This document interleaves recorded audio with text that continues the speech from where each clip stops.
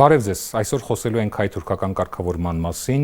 մեր հյուրը ազգային ժողովի Եվրաինտեգրման հանձնաժողովի նախագահ Արման Եղոյանն է, շնորհակալություն հրավերը ընդունելու համար, եւ այսպես հայ թուրքական կարգավորման 6-րդ ռաունդը ավարտվեց, ինչ ձեռքբերում ունենք։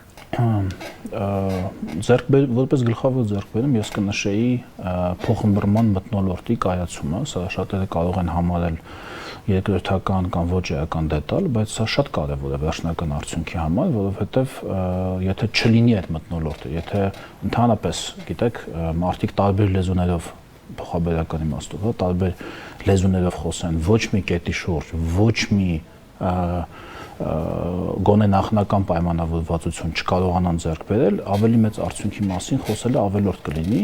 Կողմերը հայտարարություն են տարածել, համոզված եմ տեսել եք, եւ Գյումրի Կարս երկաթգիծը գործարկելու համար նախընթաց ուրեմն տեխնիկական ուսումնասիրության աշխատանքներ սկսելու մասին, փոխադարձ թռիչքների ավելացնելու վերաբերյալ Անի կամուրջը միջնադարյան կամուրջը վերանորոգելու հետ կապված էլի տեխնիկական ուսումնասիրություններ կատարելու վերաբերյալ եւ կարծում եմ, որ սա քիչ չէ եւ բնականաբար ուժի մեջ է մնում պայմանավորվածությունը երրորդ երկրների քաղաքացիների համար սահմանը բացելու այդ ուղղությամբ աշխատանքները շարունակելու վերաբերյալ, հա։ Կարծում եմ, որ մենք ունենանք դրական զարգացումներ, մանավանդ հաշվի առնելով ընդհանրապես տարածաշրջանային զարգացումները, հաշվի առնելով օգոստոսի 8-ի հանդիպման արդյունքները Վաշինգտոնում եւ ընդհանրապես մեր, գիտեք, տարածաշրջանային ավելի խորը համագործակցության հրամայականը ոչ միայն մեր երկկողմ հարաբերություններով պայմանավորված, այլ համաշխարհային զարգացումներով, առևտրի ծավալների մեծացմամբ պայմանավորված։ Ձեր բերում կարող ենք համարել այն հանգամանքը, որ առաջին անգամ փաստորեն նմանատիպ հանդիպում տեղի ունենում կողմերից մեկի երկրում, տվյալ դեպքում Երևանում։ Չգիտեմ, հենց ձեռքբերում կարող ենք բնորոշել թե ոչ, բայց որպես հատկանշական, որ փաստ, այո, կարող ենք, որովհետև պարզ է, որ կողմերից մեկը եթե այսպես ձևակերպենք, հա, եթե բովանդակային առաջընթացի տրամադրված չլիներ, բնականաբար հաշվի առնելով Հայաստան-Թուրքիա հարաբերությունների բոլոր կնճիռները չէր այցելի մեր երկիր կամ մենք նմանապես այսպես խնդիր կունենայինք Ռուբեն Ռուբինյանը այդ հարցի հետ կապված ասաց, որ սա ամեն դեպքում ձեռքբերում է, որովհետև հաջորդ հանդիպումը կարող է տեղի ունենալ արդեն Թուրքիայում։ Այո, ընթացակարգային իմաստով այո, ձեռքբերում է, ինչը բնականաբար կարող է խոսել բովանդակային առաջընթացի տրամադրվածության մասին։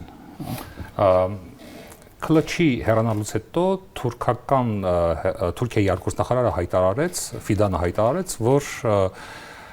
հայ-ադրբեջանական կարգավորումը, պայմանագրի ստորագրումը կարող է տեղի ունենալ եկող տարվա առաջին եռամսյակում։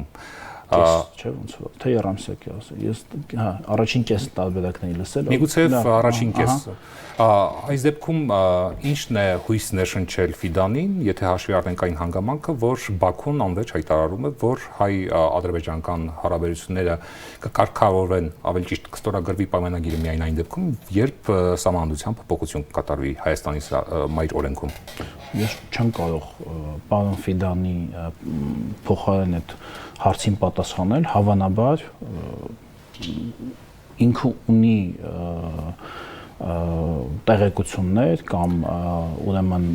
կանխատեսումներ հիմնված որոշակի վերլուծության վրա, ես դա չեմ կարող ասել, բայց ամեն դեպքում լավ է, որ ինքը դա հայտարարել է, ամեն դեպքում դա էլ մենք պիտի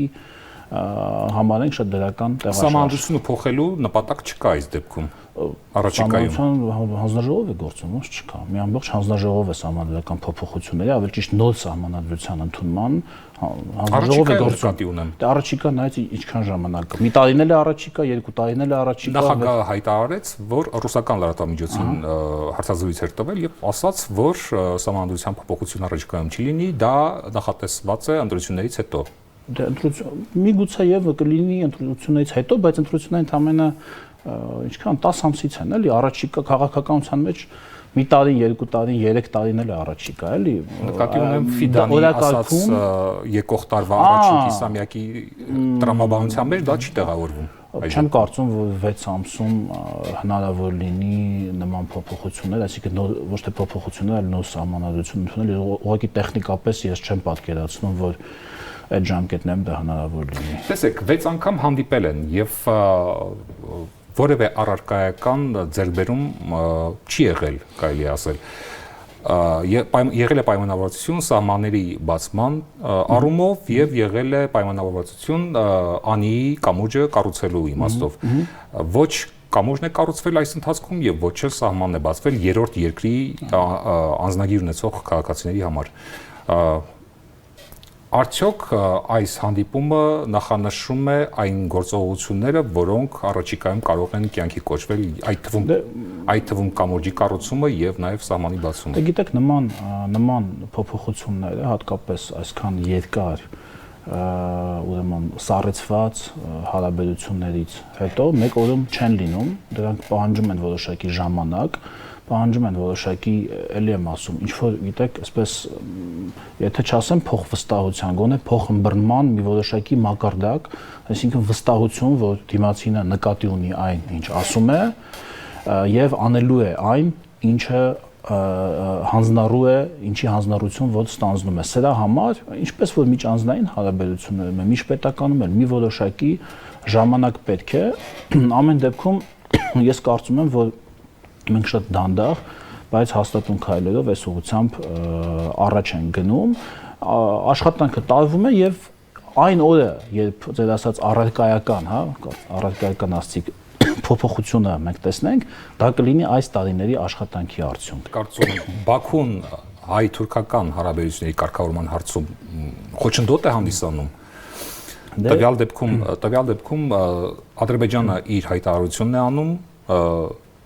պայմաններն է թելադրում, Թուրքիան ասում է առանց Բաքվի հետ քո հարաբերությունը կարգավորելու ես պատրաստ չեմ քեզ հետ հարաբերություններ սկսել։ Դե տեսեք, իրավիճակը հետեւյալն է, իրենք դաշնակիցներ են եւ այդ դաշնակցային հարաբերությունների մեջ Թուրքիան հասկանալի է, որ այսպես ասենք մեծ ընկերն է, հա, եւ Ադրբեջանը շատ լավ հասկանում է, որ առանց այդ մեծ ընկերոջ աջակցության ինքը շատ ավելի մեծ դժվարությամբ կկարողանա իր համար բարենպաստ բանակցային միջավայր ստեղծել, հա։ Դրա համար իրենք շատ զգայուն են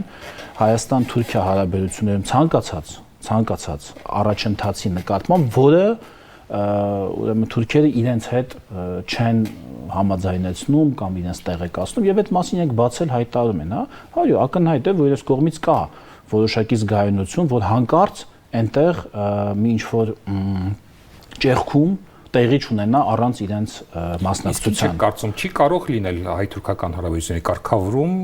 որից էլ կբխի նաև Ադրբեջանի հետ հարաբերությունների կարգավորում։ Մեր տեսակետից իհարկե կարող է դա լինել, բայց քանի որ դա միայն մեր տեսակետով չի այդ հարցը որոշվում, թուրքերի, այսինքն Թուրքիայի տեսանկյունից դա շատ դժվար է, որովհետև իրենք էլ իրենց հաշիվները բնականաբար ունեն Ադրբեջանի հետ եւ իրենք այո, այդ երկու կարգավորումները փոխ կապակցում են միմյանց։ Իդեպ հանրության մեջ կա թերահավատություն այս ֆորմատի առումով շատերը չեն հավատում, հատկապես փորձագիտական շրջանակում, որ այս ֆորմատը հաջողված հայ-թուրքական ֆորմատը, հարաբերությունների կարգավորման ֆորմատը հաջողված չէ։ Ասում են մինչև հիմա 6 անգամ հանդիպել են, կողմերը հանդիպել են եւ մինչև հիմա որևէ շոշափելի առարկա։ Դա ֆորմատի հարց չի, դա այնպես չի, որ ֆորմատը փոխելով ինչ որ բան պիտի փոխվի, բայց ուրիշ ինչ ֆորմատով պիտի լինի։ Երկու պետությունները ոնց են իրար հետ շփվում։ Երկում ձևաչափով, բայց գնանք միջազգային հարթակներում երրորդ կողմի միջնորդությամբ իրար հետ շփվենք։ Դա ավելի լավ ֆորմատ կլինի, դա փորձն է եղել։ Դա փորձն է եղել, միջնորդներով էլ է եղել, էլ ՄԱԿ-ի անվտանգության խորհրդի մշտական անդամների հովանու ներքո կնքված փաստաթղթերը նա իբր թե եղել է հաջողված, այս էլ ասում են չհաջողվածն է, թող մենք տեսնենք Այս տարբերակով ինչ կլինի, ամեն դեպքում սա ինչ-որ գյուտ չի, հա, այս երկկողմ շփումը դա, այն ամենասովորական շփման, ձեր ասած, ֆորմատն է, որ կարող է տեղի ունենալ պետությունների միջև եւ կարծում եմ շատ ավելի արդյունավետ է, քան միջնորդավորված շփումը, որովհետեւ ցանկացած միջնորդության դեպքում գաղտնիք չի, որ միջնորդն էլ իր շահերն է դնում այդ բանակցությունների մեջ եւ դա բնական է, եղանալու բան այդտեղ չպիտի մենք ունենանք։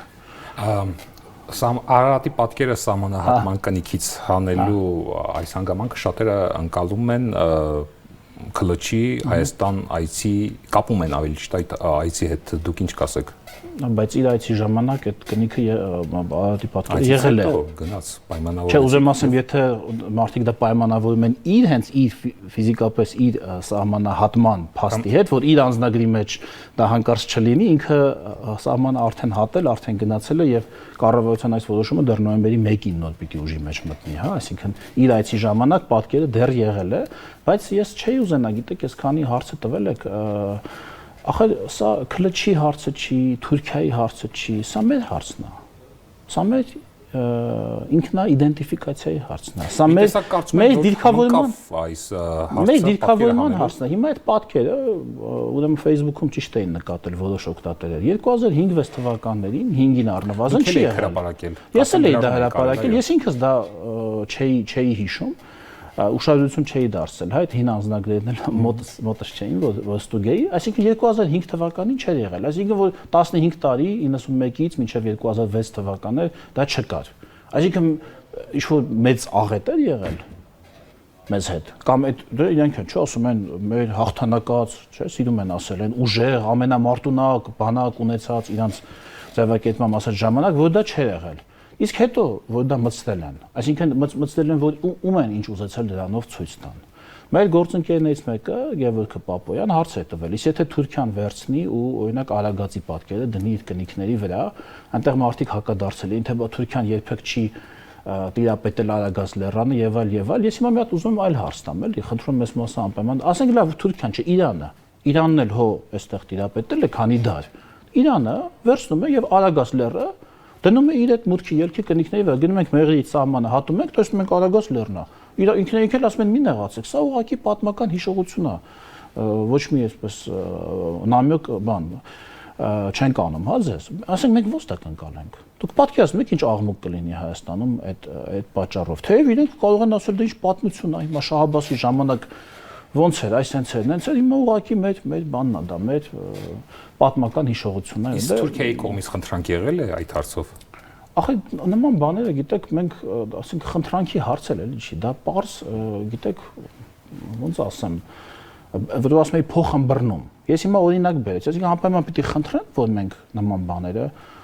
ժողովրդական լեզվով ասած ֆայմենք։ Ասենք լավ չենք հանում, լավ մնում է այդ կնիքի, ինչ հետո, դրանից ինչ։